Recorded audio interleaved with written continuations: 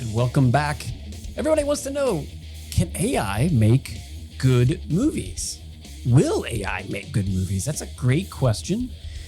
And yeah, Father Robinson, I really want you to just take this away. Talk to us about it. We'll go sit in a different room. I'm going to stay right here because I want to have a pretty good conversation about this. Well, let's break it up. What if we disagree? We might. We may. What if I'm AI? I don't know if we do. But Okay, go ahead. let's break it down. So can AI make, first and foremost? Can AI make? I think so. So far, AI is able to copy what humans have created. It's able to have a rough estimate, but can it actually create? Or do you need a human soul to create? Because as far as we know, the devil can't create, right? The devil only destroys. And so from that plane, is it possible? Without a soul, is it possible? We know that God creates. We know that humans can create. Can animals create? Well, I would qualify that by saying no one creates but God. Yes. And everyone is a co-creator. If you're creating, you're really just reshaping. Or channeling him, because we are made in the image of him, and therefore we have that ability where others don't, because he gives us dominion over his creation. Right. So maybe, that's a good question. Like, can animals make? Maybe a better word is create. Right, because we'll say all living things have a psyche, but only humans would have a nous, right? We have the ration, the reason, and that's what we need. That's what's required to create. But then we'd say, can AI have reason? Can it? It just copies. That's all. Right. It's a really good copycat. I think, so, yeah. And so that brings it to the next point of good, right? So can AI make good movies? Well, what is a good movie? I wouldn't use the same definition, but I liked in the last segment you said a good movie is something that moves you to the good. To the good. So I would say a good movie is similar to that, but I would say a good movie is something that is good, true, and beautiful, right? So something that is transcendental. As with any art, it has to be bigger than yourself. It has to redirect towards something or someone bigger than ourselves. And so, okay, counterpoint. Yes. Not just because I want to be a disagreeable Nancy over be here. the devil's advocate. Yeah. So I think the best art is adapting what people have already done, and you're kind of standing on the shoulders of giants. Like a lot of film school is you look at what old movies Tony likes, and then, which I like too. I like old movies too. But you look at older movies, kind of the masters of film, you say, what did they do? And how can I do that? Yeah. And you're not starting from nothing. Like none of us are. It's mastery. Mastering and adapting. And there's a book called Steal Like an Artist for a reason. Like a lot of art is just like putting a spin on something. And I suppose AI can do that. Like it can, in a super intelligent way, or what's apparent intelligence, take millions of images or millions of trillions of words, and then adapt it. So in that sense, it makes But it's something. not just the mastery. Like it's got to have the truth, the beauty, and the goodness. So take a really good artist who's mastered his art. So Pablo Picasso, as an example. His early art where he's painting an altar boy, right? Looking at or around the mass. Beautiful, true, good. But he's done that through his mastery. Look at some of his later work where it's all abstract, lacking beauty, lacking truth. Therefore, I would say not good. But he's still got the mastery. He's still learnt all these lessons. He's putting the skill to work. But I would say it's not good art. Okay, but AI would take an older image, like Picasso's altar boy image, and understand how the shading and composition is working, and then adapt it so it's an image of a priest in the same kind of lighting, same kind of composition. So it's adapting that style. So in that sense, it's making something true, good, and beautiful. Yeah, But when you get to that stage, you get to uncanny valley, don't you? Because AI, if you compare something that humans made and something that an AI has made, you can't always articulate why, but you can tell the difference. And that's probably the impact of the soul. Like sometimes it's obvious, like there's 6 fingers instead of 5, but often it's not obvious, and just by instinct, which is a God-given gift, just as the conscience is. Like these are things we rely on to know what's good, true, beautiful. I wonder if most people are just going to be fooled for a long. Go ahead. No, that's No, you gave me the signal. I know your signals. you do know my signals. He's like a third base coach. thought is ready. Here's what I think. So, what does AI start with? Artificial. Yeah. Right?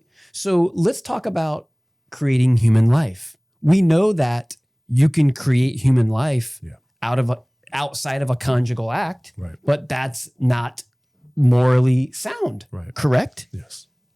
Is that right to say Yeah, that? correct. I'm not a theologian, but So it's not ethical. it's not ethical. We can create life outside of the conjugal act.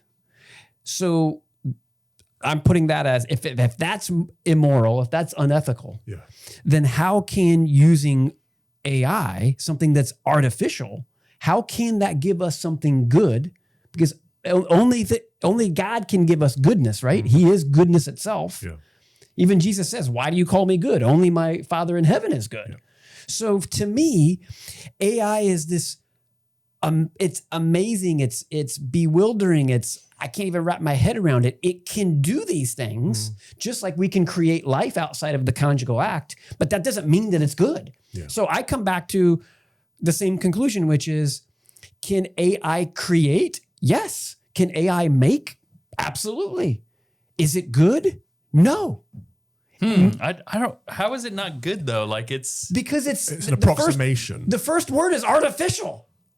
Yeah, but I mean, most of filmmaking uses like artificial digital processes. Like Photoshop is like, you take a photo, you're not in the lab anymore. Like you're taking a photo and you're digitally manipulating it artificially. This kind of goes with where filmmaking has gone in the last 10, 20 years, which is in television, is they're just redoing everything. For example, Overboard. Overboard is something that we saw on Prime, and it was back in the day. It was something that Goldie Hawn did. It was an old movie in the 80s. I remember it well. And it was like, okay, that was She got great because amnesia. Goldie Hawn did it. And now, okay, we're remaking that. We're remaking that. We're remaking that. Now AI is remaking things on a massively crazy level. It's just remaking things. Well, here's a question. How does God operate within our world? How does he operate? Through human beings. Right. So when we're creating something, he's operating through us. When something is artificially created with human hands, i.e. Photoshop, there's still that inspiration or that opportunity for inspiration. Yeah. When something is created entirely artificially through AI, there's no opportunity for that inspiration. That's a good Okay, point. I agree with you to a point because I will agree that, I probably agree with 99% of everything that's been said. It's like, So you think the earth is flat? well, that was last segment. I think the earth is a cube. Wait, that is flat. It's not a disc. The firmament. It's a trapezoid, okay? We all know that. I believe that human creativity, you have a divine spark. It is the relationship between God. God is a creator, and he created us to be his, priests to the world. Like we are the connection between angels and animals or heaven and earth. Yeah. And so he does create through us.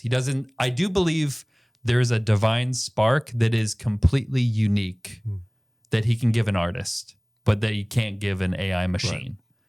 But I will say there's a word in the industry, like it's called human in the loop. And because AI is becoming such a big thing, it said, well, okay, use AI, but make sure there's a human in the loop, which is kind of like, to what extent, if I'm writing the prompts and I'm really good at writing prompts, am I just using it as a tool to make great art? What I still go back to, I'm not saying this is what came into my head. Again, go back to life itself, right?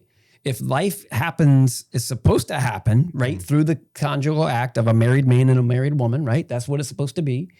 Then how in the world can we expect good film or good media to be created by something that's artificial? Because you're taking humanity and the soul out but you're of that. You're talking about ethics of it, not the product itself. Well, the product is a result of the ethics. Yeah. Well, it is, but you just said we can create life in a lab. which so is that wrong. life is good.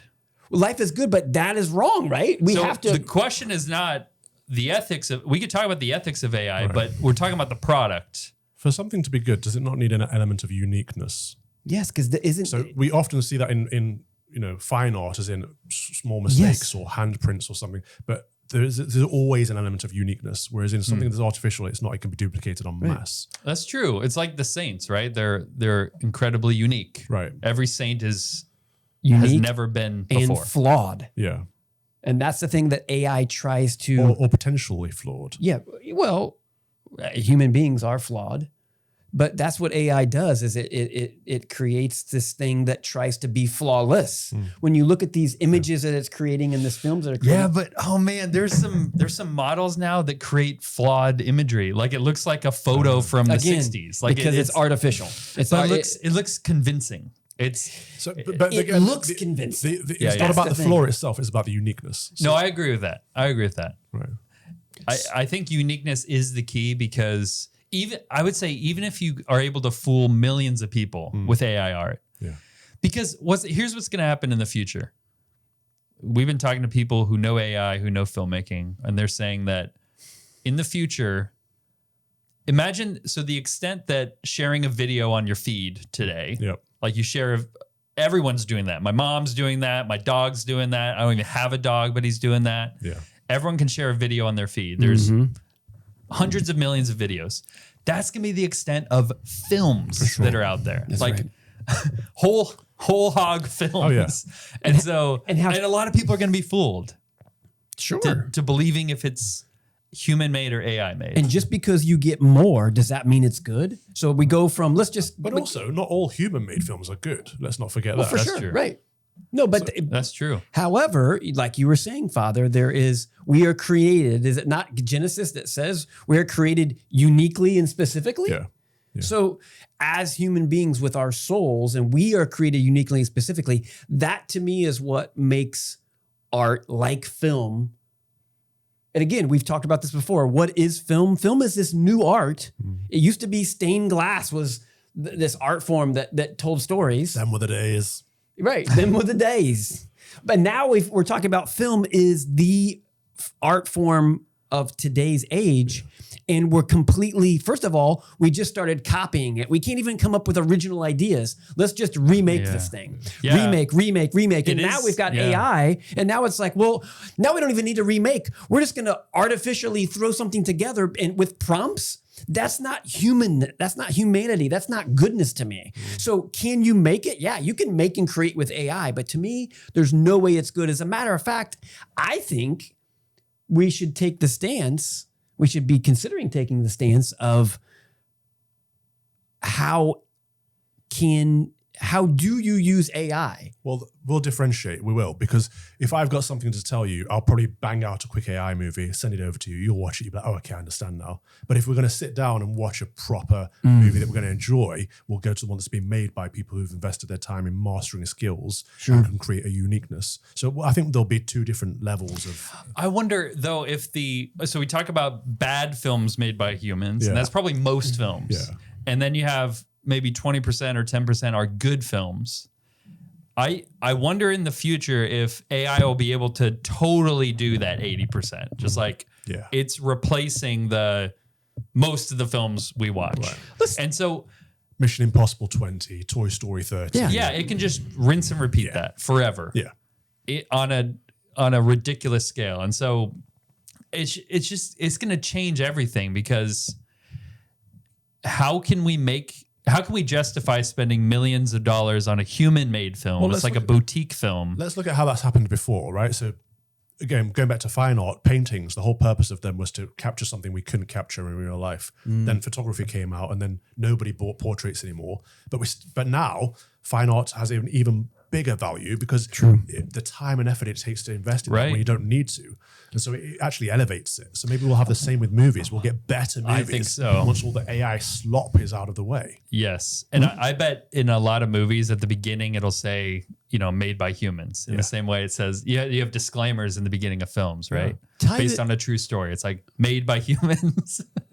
No AI was used. Take another parallel. Let's talk about manufacturing.